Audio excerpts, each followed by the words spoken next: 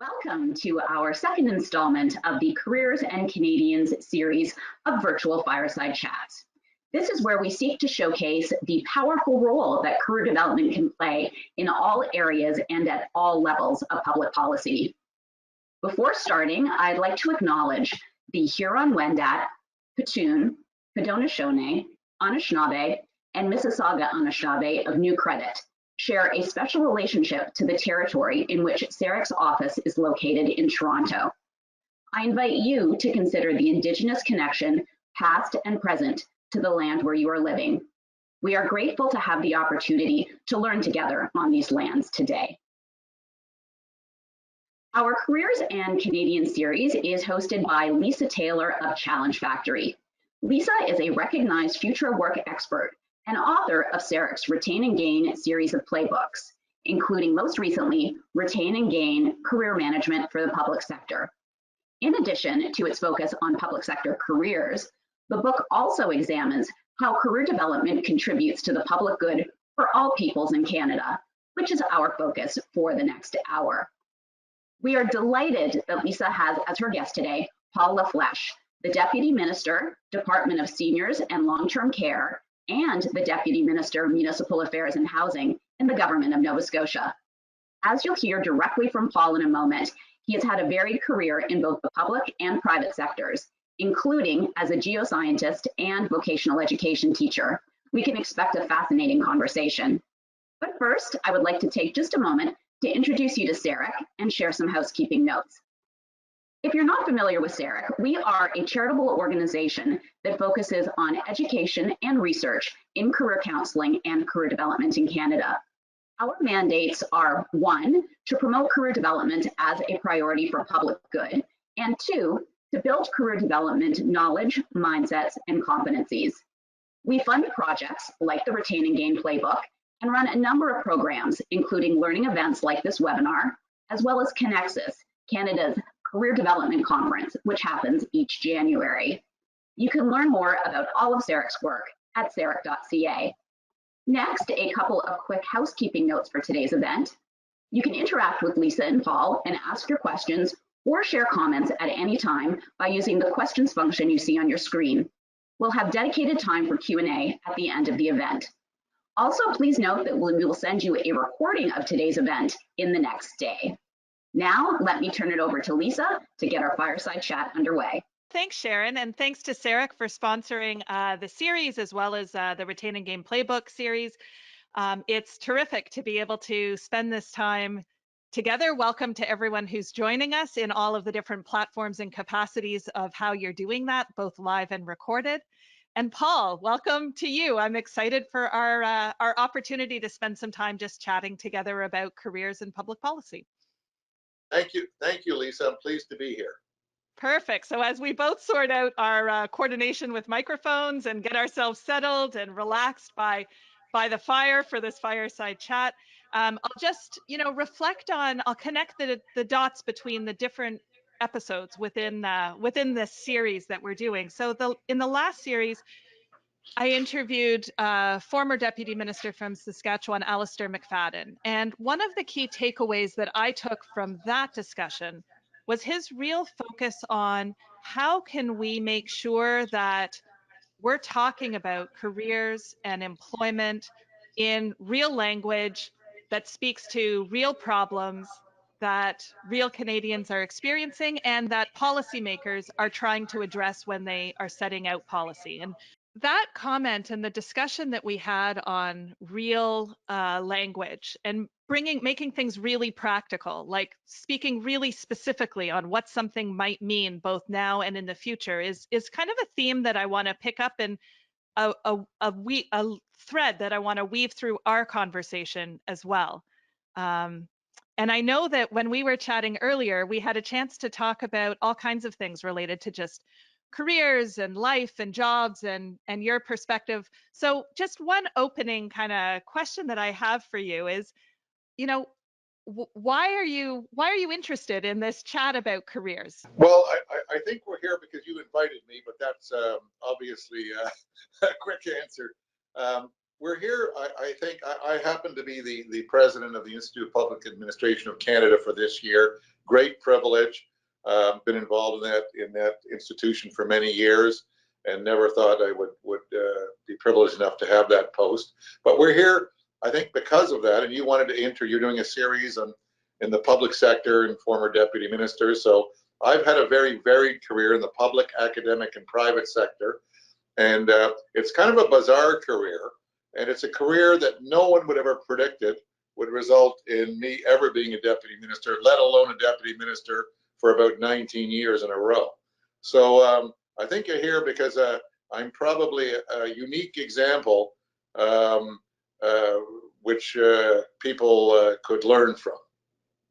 I love that. And you're right. I mean, that is one of the reasons why you're such a guest that I've been really looking forward to being able to have this conversation with. And I just want to pick up on that one thing that you just said, you know, an unusual career that people don't think about. And one of the things that I love about the series is it gives us a chance to decode, you know, these roles and titles, deputy minister or other careers that people have had, to decode, you know, who actually are the real people behind that. And how have they navigated their careers? And are unusual paths actually that unusual? Or are there just the way that Canadians are navigating through careers? Is it just a part of the way that careers go? And it takes a reflection back on how people have navigated through their career to realize, while their path may seem a little unusual or not quite a straight line, it actually does follow similar patterns to what other people have experienced. So I want to turn us to that kind of reflection in the moment. Sharon did a really good job of positioning your current title and your current portfolio. We're going to come back to the work that you currently do now.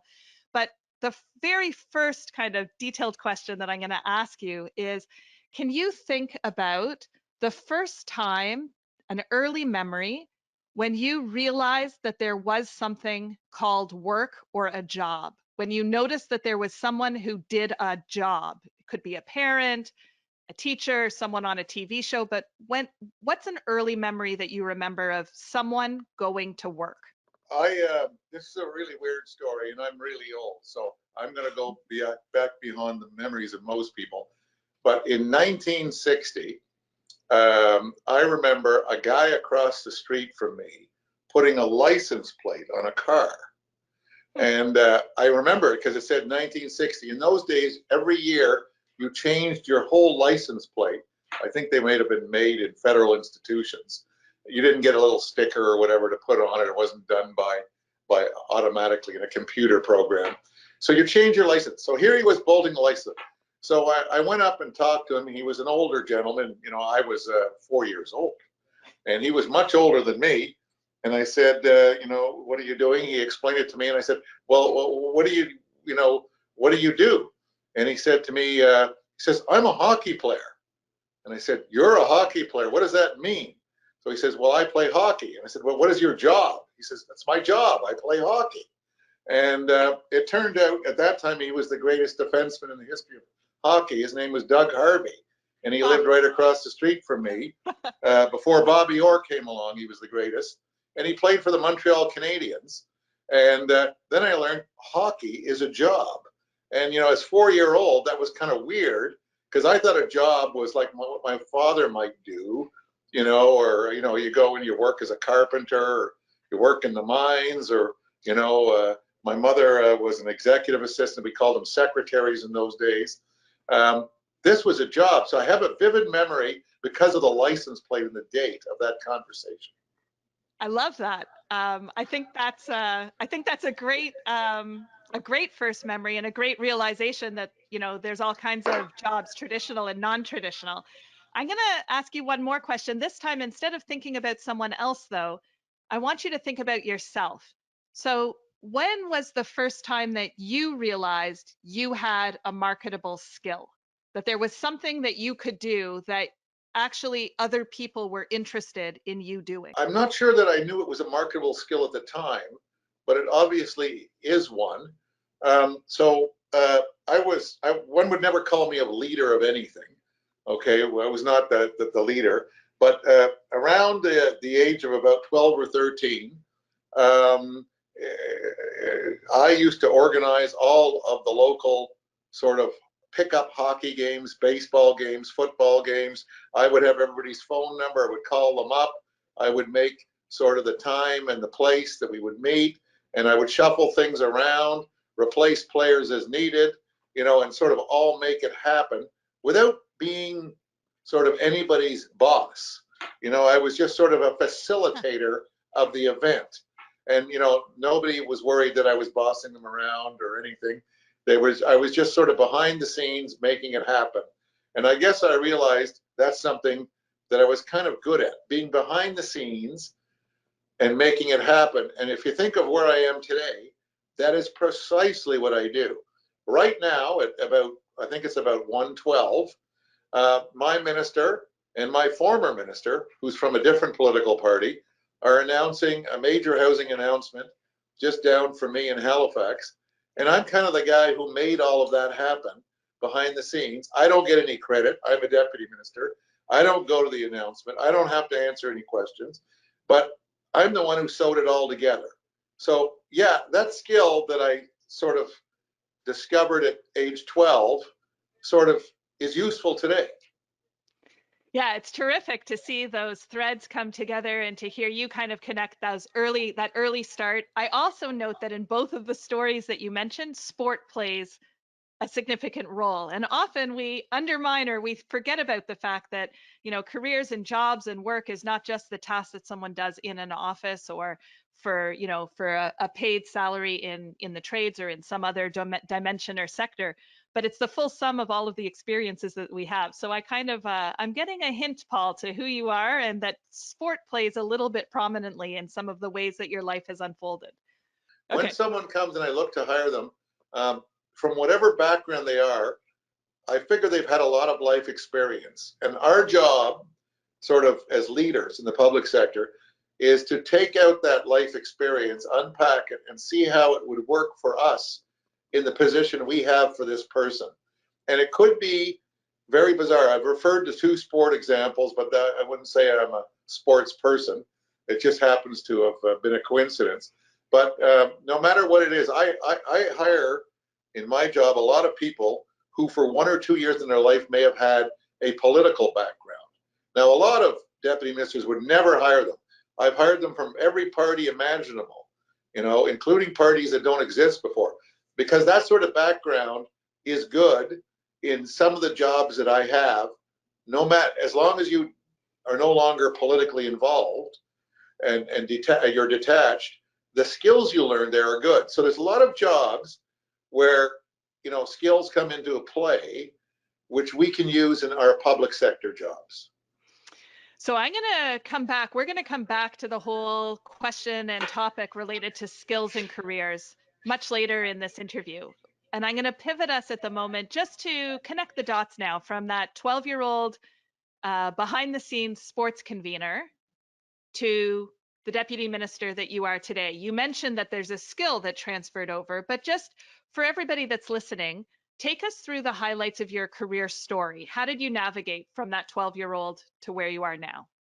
I still had to, I had an incredible hurdle because for some reason, after great academic success in primary school, when I entered secondary or high school, things didn't go well academically. So I had that hurdle. So obviously I had to get through high school, and I figured that out and got through there. Then I went into, you know, college, university, and I started out in archaeology because I like dinosaurs. Now, a long time ago, dinosaurs weren't cool when I was a kid, but sort of like dinosaurs, I like fossils.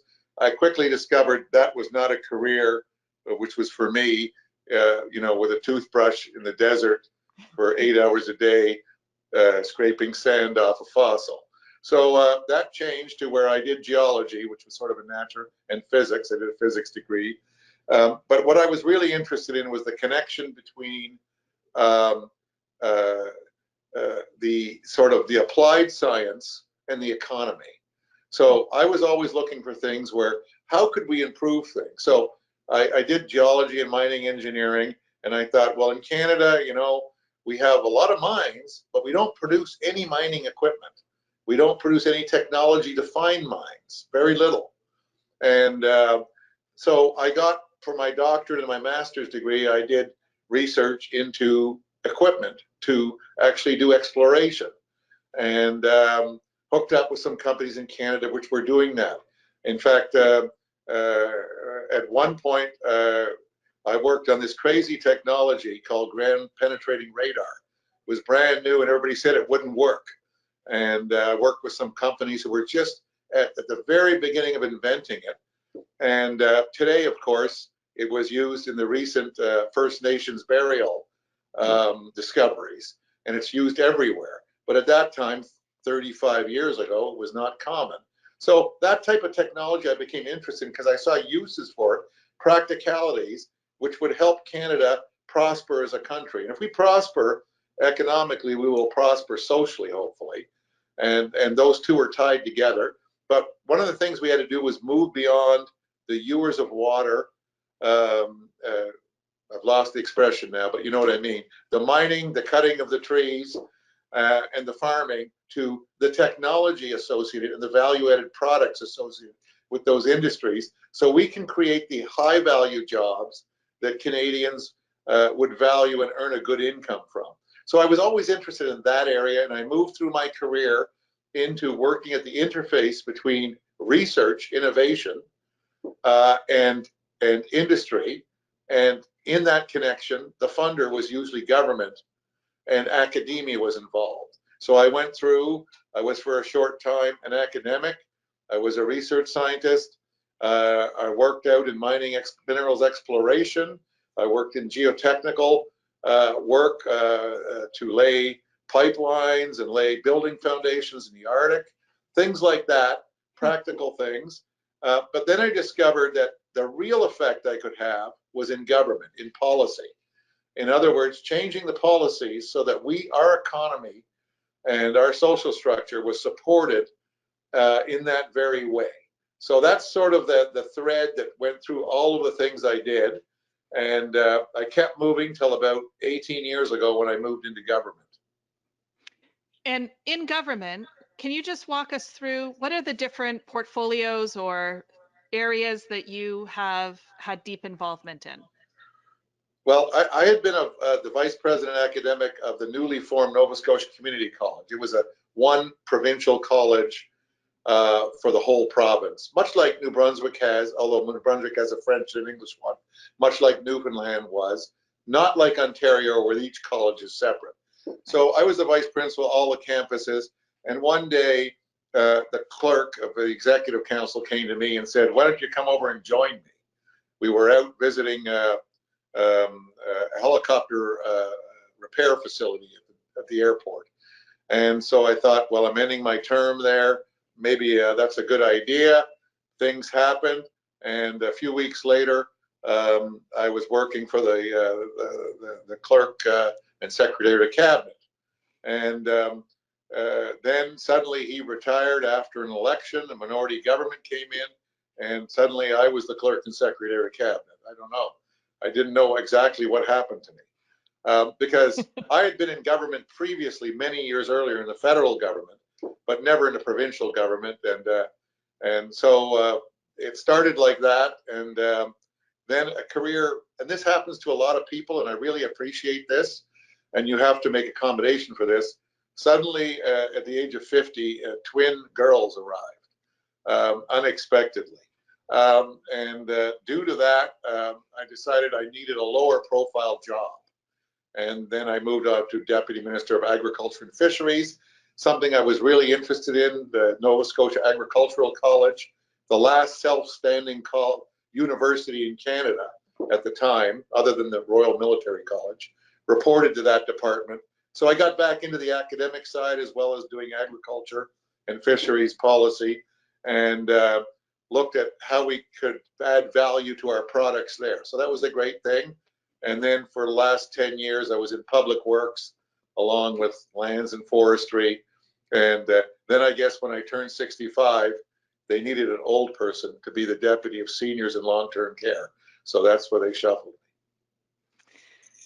Terrific. So certainly a lot of different areas of expertise and a lot of different areas that people would say, well, you have to be an expert in an area before you end up with roles like you've held in those areas. So I think it's really interesting just to hear how you take the skills and the experiences and the background and people recognize that and move you where you're most needed, but also where you're most suited and interested in. It's also interesting to me the life circumstances that had you take agency of your own career and start to make your own choices. That's certainly something that, you know, many people can relate to as they're navigating their own family circumstances.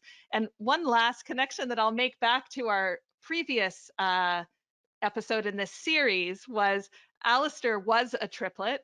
You're the father of twins. So I'm not sure who our next guest is going to be or how we tailor the requirements for, you know, who gets invited to be able to be a guest. But there's clearly something going on there related to multiples. So thank you for sharing all of that. I'm going to take all of that and see if we can move now from your career story, which I find really interesting for all kinds of reasons. And I will let people put questions for you into the chat that we can get to at the end. And I know that I have a bunch that I want to follow up with you on my own afterwards. But I'm going to move us now from where you are now and the job that you've had, the career that you've had, how you've translated and navigated over the course of your career, to talk a little bit more about the role that career development plays in public policy. So in Canada, we know that the career development sector is a hidden and often unknown sector. It's not known that there's people around the world that get PhDs in career development, that there's whole methodologies and approaches and studies and research that bridge research to practice in how work, life, learning, and identity intersect in human beings. And yet there is this hunger and this real need within Canada to make sure that we're thinking about careers and not just jobs, not just skills, not just resumes, but careers and how they unfold for Canadians as policy is being created. So let's start hopefully with a place where we can start this conversation and talk really practically. Can you think about how the whole discussion about careers and the lifelong pursuit of careers that Canadians or Nova Scotians have, can you think of where that intersects with policy when really hard decisions need to be made? How does the whole concept of how people will navigate through their work and life come into play in situations where there's a really hard decision that needs to be made? And maybe you have one that comes to mind. I can prompt you otherwise, but let me see what you think about the question and where we start. Okay. Well, I don't want to miss it, so give me a quick prompt. I have an answer, but give me a prompt. Sure. So, you know, within your portfolio or the portfolios that you've worked in, you know, where has there been a decision that is the right decision for all kinds of policy reasons that will affect the careers and employment of Canadians? And does that conversation happen when the policy is being created? Or does that happen as an outcome after the policy is created and now there's a problem that we need to solve? How does that, where does that come into the conversation? So I think what we try and do, and you know, no one's perfect at it, is make sure that when we want to change gears, if we want to manage change and have change, and you have to have change, and change is occurring faster and faster all the time. Technology is driving change. The fact that I'm talking to you on an iPad is very different than what I would be talking to you on 10 years ago, right? Change will happen whether we like it or not. When we have those changes, we always have to think about the people, okay? What the first have to do, in order to make change successful, you have to make sure that people are not afraid that they will be severely adversely affected. If massive numbers of people think they will be laid off or adversely impacted, it's very difficult to move forward. So we do, in all of my career, we've thought about how does that impact the people, whether they're public servants or people who get government services. Either could be affected. We could need less public servants if we implement a new policy. Just take one, you know, we might say suddenly, you know, instead of issuing driver's licenses at the license bureau where you line up for 5 hours and take a number and get very frustrated. Sorry, I'm exaggerating here a bit. We're now going to simply have you do it online and mail it to you. Well, there's two impacts there. One is we don't need all those people who work in the license bureaus who were catering to the 5-hour lineup, right? So they're impacted. How do we deal with that? Because otherwise they will not support this change, and they will actually, some of them, if they're in unions, they might mount a media campaign, right? So that's one thing. But then we always have a number of people like me will say, wow, it's online, fabulous, no more lineups, I love it. But then there's a large number of other part of the population who will say, I hate that. Part of my social experience in life was going to the license bureau and talking to everybody else in the 5-hour lineup, and or I don't like computers, or I don't have a computer, or there's no internet where I live, or I don't trust this internet thing to send my data on it, blah, blah, blah, blah, blah, or I'm too old, or I can't, I can't use the device, whatever. That's an impacted population. So how do we deal with that? All the time, we are making decisions in government where we change things. I just changed the fact that you could roll through a bridge here, a toll bridge with cash. We took away the cash option. 80% of the drivers were on an electronic pass, but 20% were on cash. Big change for that 20%, because they had 20 years to get off cash and they didn't. So there's a reason they didn't get off cash, and you have to deal with that sector of the population. And then, of course, we had the commissioners, veterans of our armed forces, many of who have served in very dangerous areas on behalf of Canada, who were working in the toll booths. And what are you going to do with them? So I don't know if I hit the nail on the head or missed it completely and hit my finger, but that's my answer.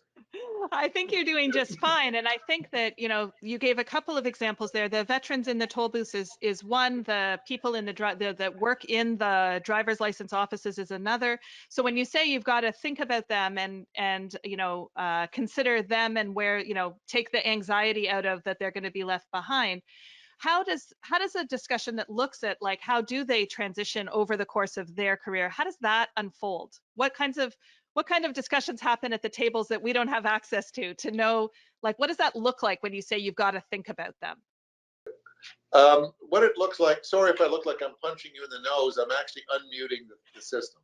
I know, and for everybody that's listening, it's not Paul that's struggling. It's because there's an echo if we're both loud. So it's not Paul. It's a system issue. So I think you're doing great. Yeah, I think people are just seeing me poke you in the nose, so that's very. So you got to look at transitioning these people, and we've had a long history in the economy where things were phased out, like textile industries. And, we said, well, they could go pick blueberries, where I was born in Quebec. And guess what? The textile workers didn't want to go to Lac Saint Jean and pick blueberries, nor did it pay the same as being a unionized textile worker. So these are difficult policy decisions. I think we've gotten better than that era. We're now, we look at a group, we look at the group and what skills they have, but we also look at individuals within the group, because everybody's different, right? So we have to carefully look at these things and see where we could go. Like I mentioned before, the person who's working at the license bureau or collecting the tolls actually has a lot of skills. I just came up for this interview from the Premier's office building, where there's a couple of commissionaires who are former police officers, and they've got great skills. They have to talk to everybody who comes in the building. They're great at customer service. They're also good at security, although they do it very subtly. They know how to do it. So everybody's got some set of skills that you can use somewhere. So you've got to figure out where to use them. Frequently in government, because I ran a large department at one time 6-7 months ago, and I had about 1/3 of our employees under me in the core of government, because I ran public works and all of the picnic parks and the camping grounds and the forestry people and so on and so on. So I had a large number of employees. So my department was where if someone needed to change someone up, they suddenly said, Paul, could you take this person? So I had to look at the person, or my team did, and say, where could we put them? Some of them would be senior managers. Some of them would be, entry level or mid-career professionals. So we have to look for a place and try and see how we could re-energize careers. One of the things I have to do sometimes is make a place for a new person coming up who needs to get into a managerial role. So then you have to move someone who's out of that managerial role. So a few years ago, I had a case where a chap was nearing the end of his career. He was a certified engineering technologist, for those who know what that is.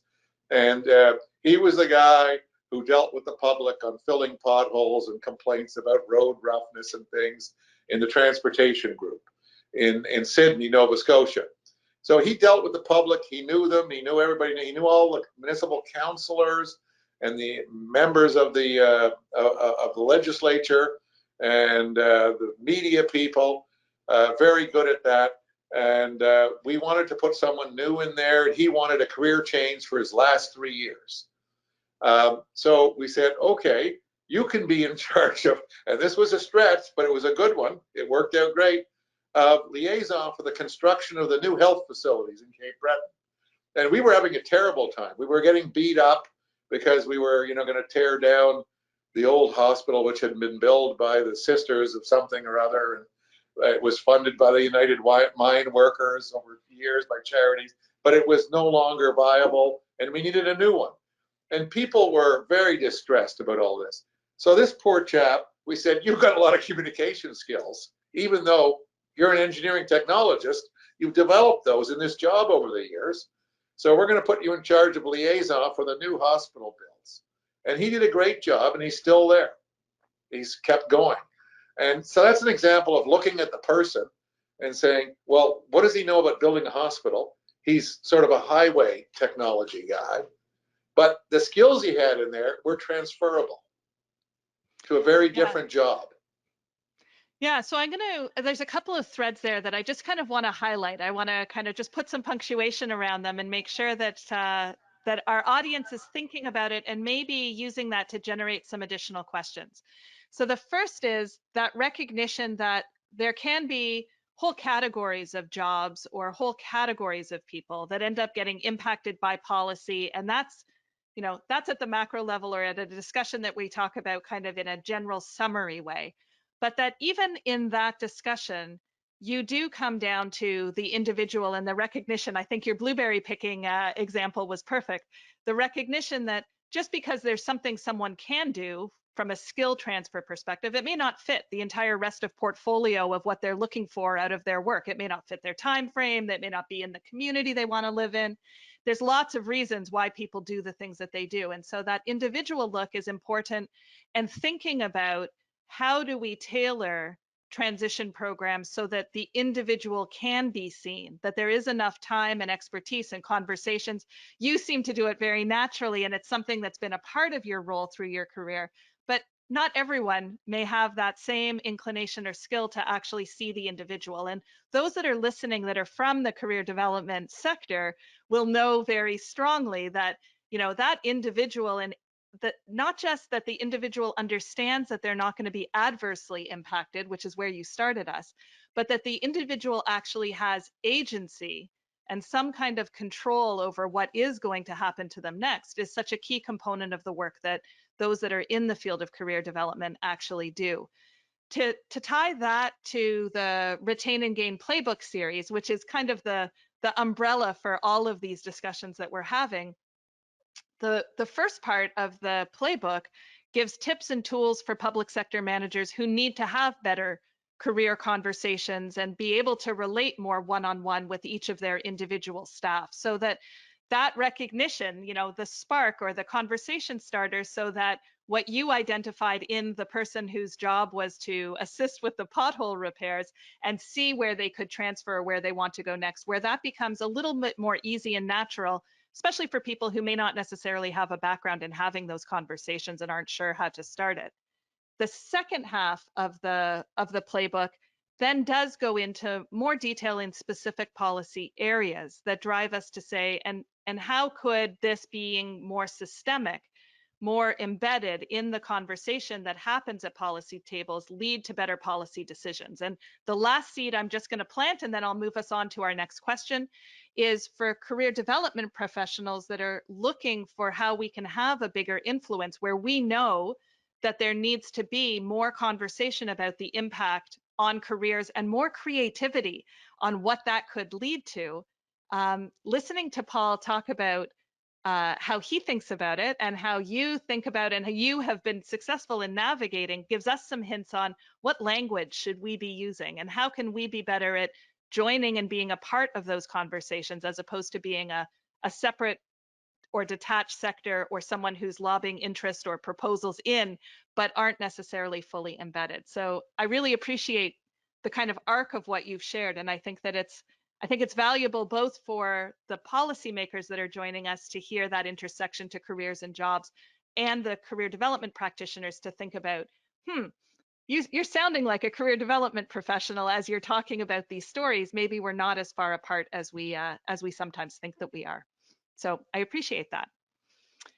I'm going to move us to our next question, which has to do with a little bit of the divide between technologists and policy or subject matter areas. So, you know, in our call that we had setting this up, when we were just starting to get to know each other a little bit and figure out what would be the most relevant, one of the discussions that I found really interesting was where we were talking about the need for both people that understand the actual technical requirements of a change to be made, the technologists, as well as people who have a broader understanding of change, of policy, of long time horizons, of the history and the way that the country moves itself forward.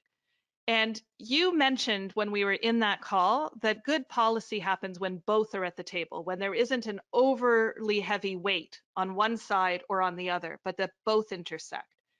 So my question for you is, if we were to take a look at education these days and the focus on skills in education, do you think that we're getting the balance right between that technologist view and the longer term view? Or where do you think that would fall right now, if you take a look at what's being discussed and what's prioritized? I think that falls depending on where you are. Fair. So I often said in our province here, you know, at one time we had 13 universities. I think we're down to 11 thanks to mergers, but heavily oriented in the arts and social sciences.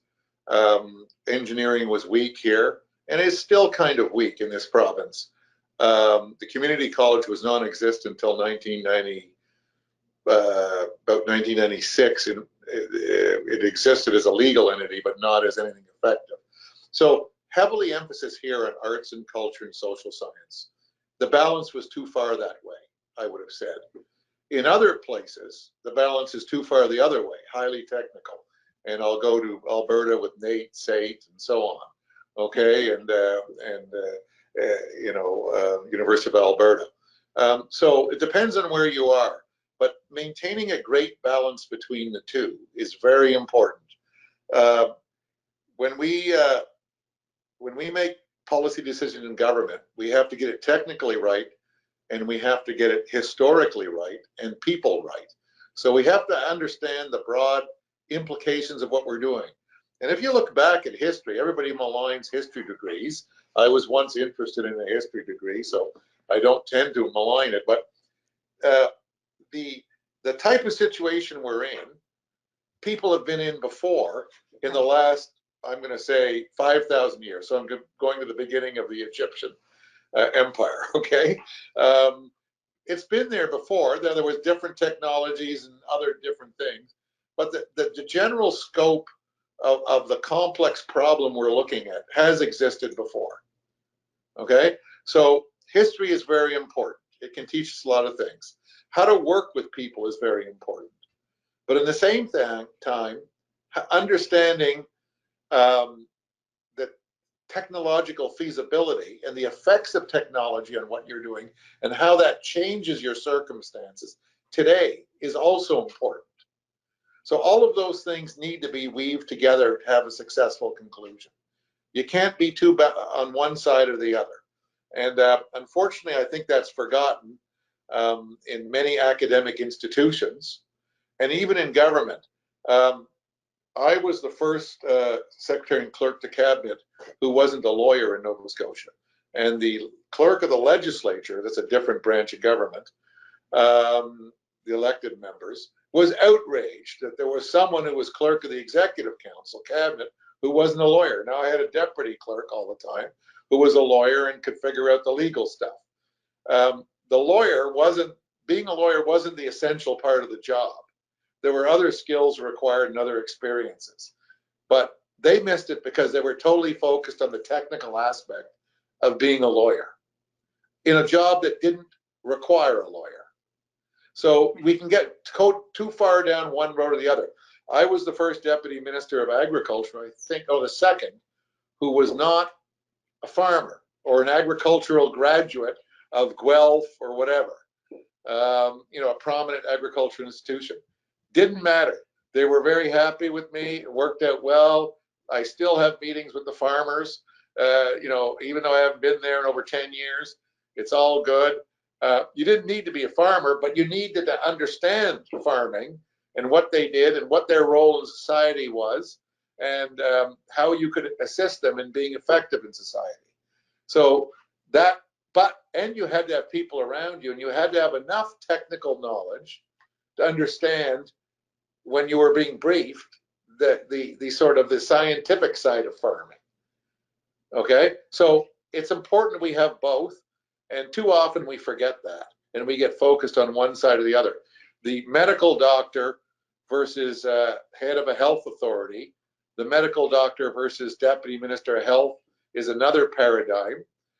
Everybody thinks it has to be a medical doctor. It doesn't. In the last couple of decades, we've gone to a more American model in university presidents. The vice president academic, the provo, is the academic person. I was at the community college. Okay, they have the PhD, they have the learned articles in peer-reviewed journals, they got the big scholarships from one of the granting agencies.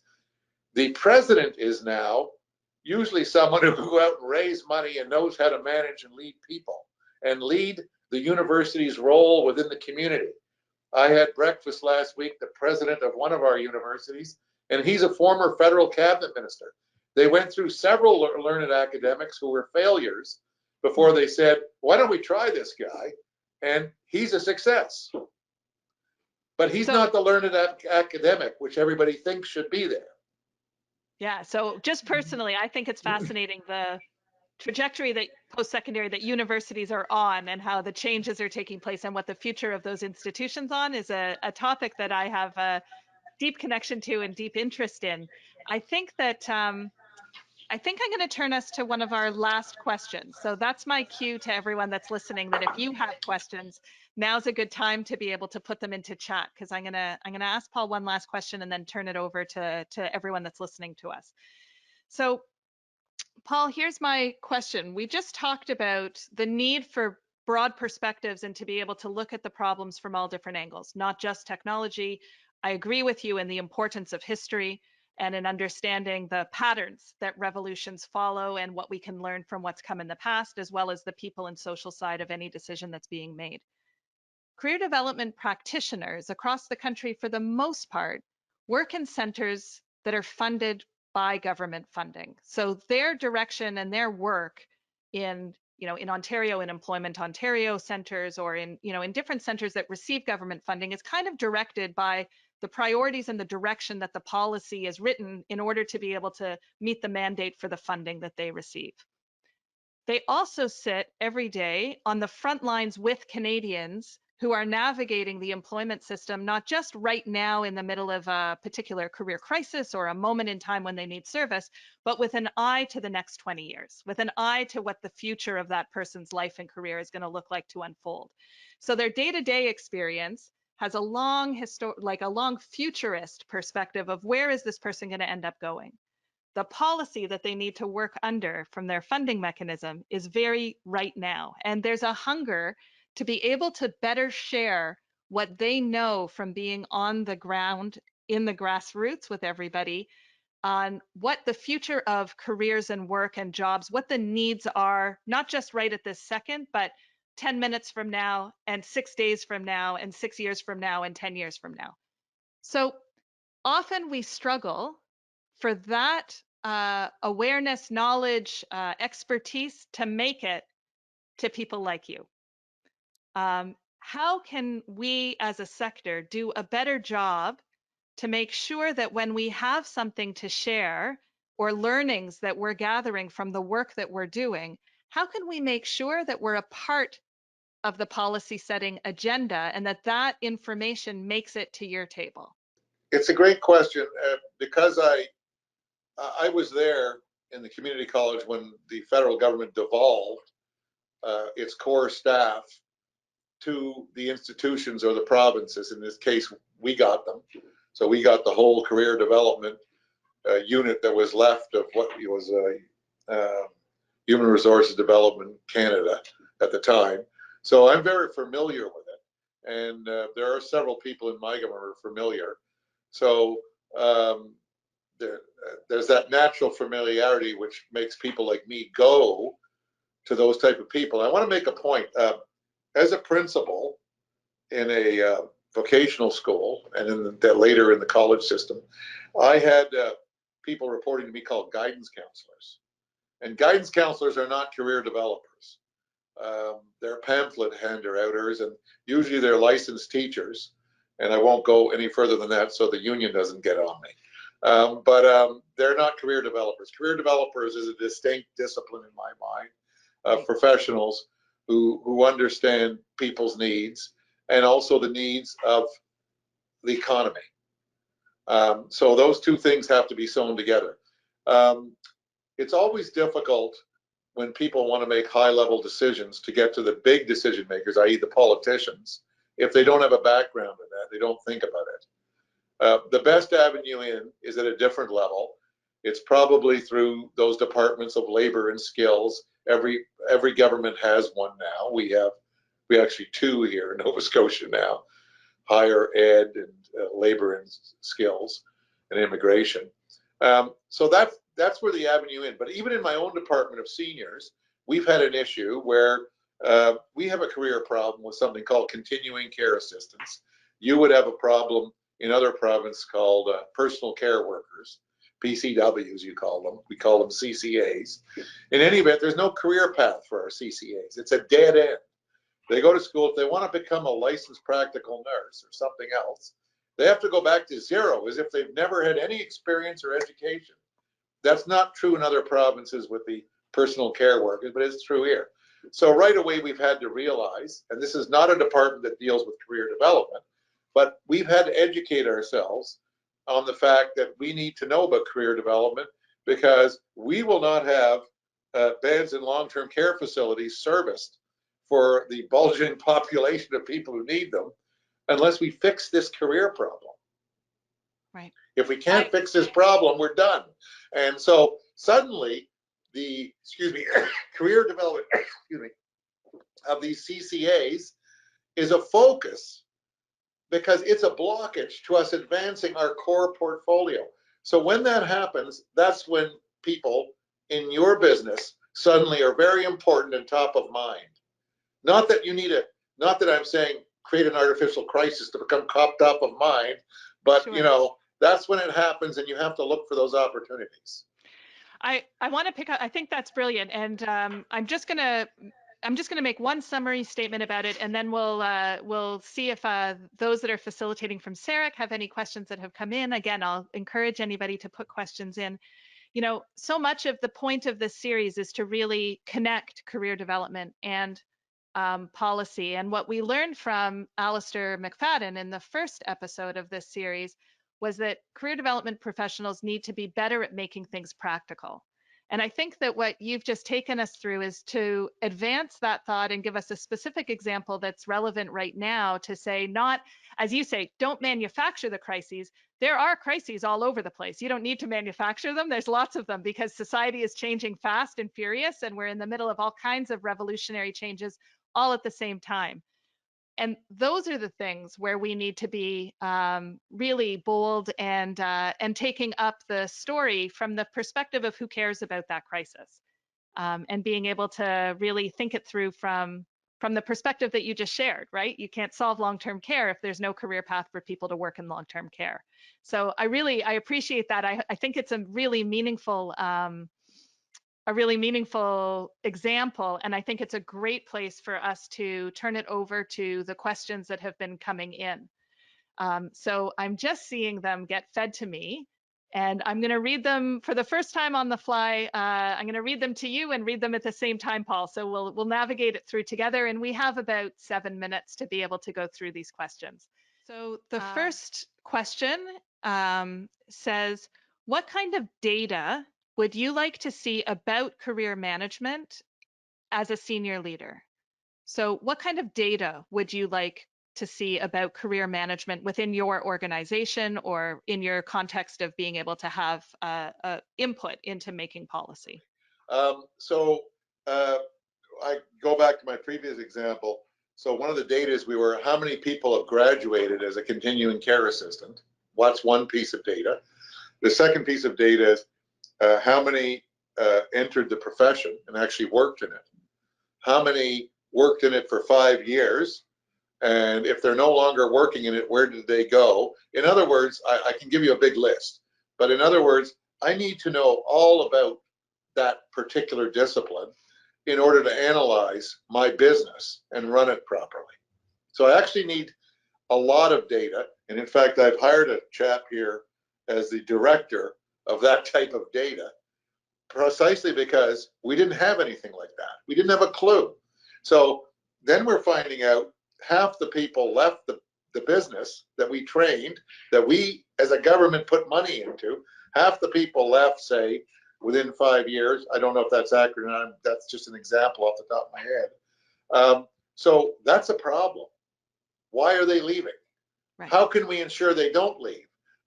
Should they never have entered because they're not the right type of people with the right, aptitude to go in?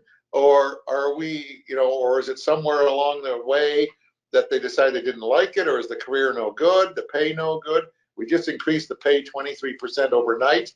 The premier did that in a shocking announcement. He went on to a teleconference with them.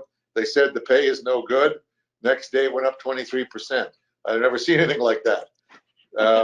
That's not really collective bargaining, so don't practice it too much. So there's all sorts of questions for which you need data when you have a problem. Right now our economy has totally changed. Our business in government has totally changed.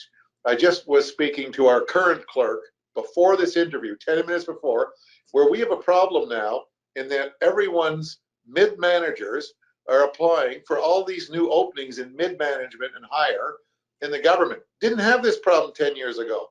There was like a different regime where we didn't have any growth. Everything was sort of shrinking. There were not opportunities. Now suddenly, someone who's at mid-management has 3 or 4 opportunities to go to, so they're jumping all over the place. Completely different problem. We need the data on that. We need to understand what's happening and why is it happening, right? Yeah. So that's where data is really important. 10 years ago, we had no growth. Nobody cared. The answer is there's 0 open positions, and there won't be until Jim Bob passes away. That's the way it used to be. It's not the same anymore, and we have to adapt. Right. I think that leads really well to the next question that's come in from Nathalie. So she asks, what value do you see for the public service to have their own career development services to support employees to navigate their career within the public service? Okay, this is just a personal statement. It's not a government policy, and it'll be a bit shocking. I actually think we have that. There's an extreme value for that. We need it. I'm working on someone right now who's decided that they don't want to be a director of policy in government. They tried it out for 6 months. It's not for them, blah, blah, blah. So we're going to hire a career development professional for them and see where they should be. They got a lot of skills, but it's not in that job. which requires different skills and different connections. So the shocking part of what I'm going to say is it should not be in what we call the Public Service Commission. If it's housed in that entity of government, which also deals with collective agreements and classifications and pay and all this stuff, it's going nowhere. Now, I know people will argue with me on that. I think it should be outside bodies and agencies that we employ on an as-needed basis, rather than within the government. If it's within the government, it doesn't seem to work. Now, I like to stimulate debate, so I'm be proud to hear in the future someone emails me and say, you're all full of it. It worked great in Saskatchewan, within the Public Service Commission. Well, you certainly have the audience here to be able to give that kind of feedback, and also just, whether they upvote or agree with that perspective. I think you'll have a wide variety of people that would say that is that's the way they see it too. And I'm sure we have lots that are embedded within government departments. So I thank you for sparking that debate. I'd love to actually see that continue. I think that that's a really good theme. So we only have a few minutes left. And so maybe what I will do is I am going to ask the last question. It comes in from Rachel, and it's more taking us back to your personal career story. So we started with your personal career, we moved to issues related and topics related to public policy. Let's end with a more personal discussion about your own career story. And what she asks is, how are you finding the transition from natural resources to seniors care? I wasn't in that, well, I was in various types of natural resources and also, public works for a long time. It is a tough transition on the other, because there are a lot of things that I don't know about involving the health care and social care of seniors that I've got to learn. I've got to hire good staff to do that. I've got to hire people who know that I trust. I'm lucky I have a great associate deputy minister who spent time in community services as an associate deputy and in health. So that's a good thing. One of the things, though, I do have is I have lots of builds of new long-term care facilities, and that's something that's right up my alley. But also dealing with the political process. You deal a lot with municipalities, with the community groups who own these facilities. So we buy the beds from them. We don't own them. So that is something that I'm used to. In all my previous portfolios, I dealt a lot with councillors, wardens, mayors. So all of that is directly translatable into these things. The part that I'm kind of missing is, I don't know the nursing protocols for dealing with someone who's got dementia or diabetes or whatever they have, who's in a facility. It's a tough one. It's a big change. But this is what we're supposed to do at my level. We're supposed to be able to work anywhere and get the very best people. So my job is to get the people and provide leadership and let them do what they want. The worst thing you can do is micromanage.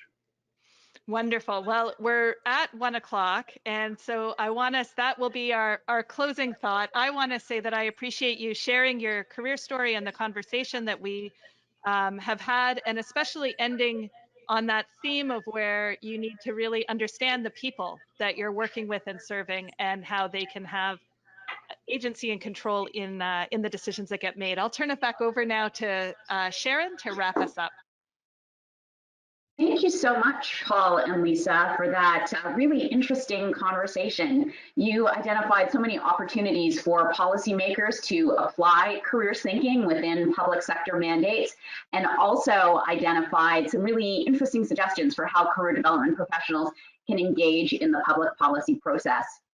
As mentioned, this Careers and Canadians theme is explored in our new Retain and Gain Career Management for the Public Sector Playbook. If you don't have your copy yet, just head to ceric.ca/public sector.